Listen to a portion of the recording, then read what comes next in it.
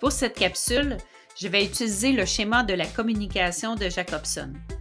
Ce schéma met en évidence le fonctionnement de la communication. Pour faciliter sa compréhension, je vais comparer la communication au baseball. Dans une partie de baseball, nous avons besoin au minimum d'un lanceur et d'un receveur qui jouent dans la même équipe. Le lanceur, c'est l'émetteur. C'est lui qui lancera la communication en prenant la parole. Le receveur joue le rôle du récepteur. C'est lui qui sera à l'écoute de l'émetteur. Les deux joueurs s'échangent donc les rôles lors d'une conversation. Le récepteur prendra le rôle de l'émetteur en répondant et vice-versa. Il arrive que la communication entre l'émetteur et le récepteur ne soit pas efficace.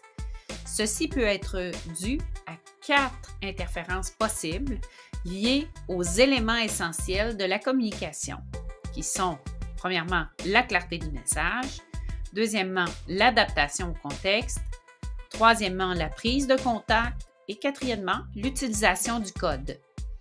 Une interférence dans la communication pourrait se comparer à un batteur de l'équipe adverse qui empêche la communication d'être efficace. Voyons un peu ce que ça donne. Prenons le cas où il y a de l'interférence à propos du message à livrer. Pour qu'un message soit clair, le récepteur a besoin de certaines informations pour bien le recevoir afin de pouvoir entrer en relation. Dans les conversations autour de vous ou pour vous-même, vous pourrez observer ces exemples d'intervention quand il y a de l'inférence concernant le message. Je ne comprends pas ce que tu me dis. De qui me parles-tu? M'as-tu précisé à quel moment tu as besoin de moi? On se rejoint à quel endroit déjà? Certains propos sont adéquats dans certains contextes et inadéquats dans certains autres. Il est donc souhaitable que notre communication s'adapte à la situation. Les mots que nous choisissons ne sont pas les mêmes lorsque nous sommes en compagnie de nos proches ou de notre famille, ou si nous sommes entre collègues de travail ou avec notre patron. Ces mots mis dans un contexte inadéquat créeront un malaise et ne seront pas du tout appropriés. Malheureusement, tout ceci pourrait causer une sérieuse embûche à vos relations. Le langage sera complètement différent dans les deux cas comparés ici, assister à un souper entre amis ou être présent à un entretien d'embauche. Il serait bien mal vu de dire en entrant dans la salle pour l'entretien d'embauche « Salut, ça roule? Quoi de neuf? » Il peut arriver que nos conversations rencontrent de l'interférence à cause de problèmes de contact. Une difficulté avec cet aspect se manifeste quand il y a une distorsion entre ce qui est dit et ce qui est entendu. Un problème de contact pourrait se manifester par les exemples suivants. Une coupure de réseau lors d'une conversation téléphonique ou lors d'une rencontre en visioconférence.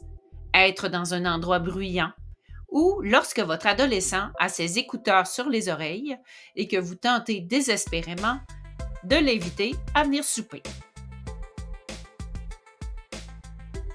Oups, ça coupe. Ton micro est fermé. Peux-tu répéter? Il y a beaucoup trop de bruit. Enfin, il arrive que notre communication subisse une interférence sur le code. Le code, ce sont les mots que nous utilisons. C'est aussi la manière d'organiser nos idées pour les faire comprendre à l'autre.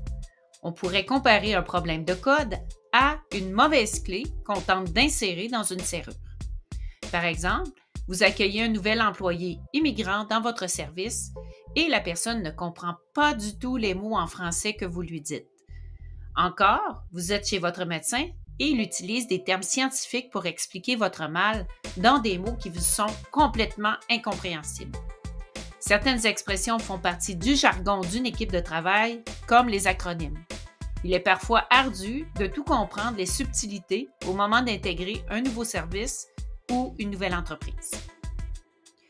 Vous souffrez d'hypercholestérolémie. J'ai besoin de ce dossier ASAP. Finalement, afin d'assurer des échanges verbaux de qualité, Il faut tenir compte de nos 4 paramètres de la communication: le message, le contexte, le contact et le code. Un autre facteur s'ajoute à ces paramètres, c'est l'état émotionnel des interlocuteurs.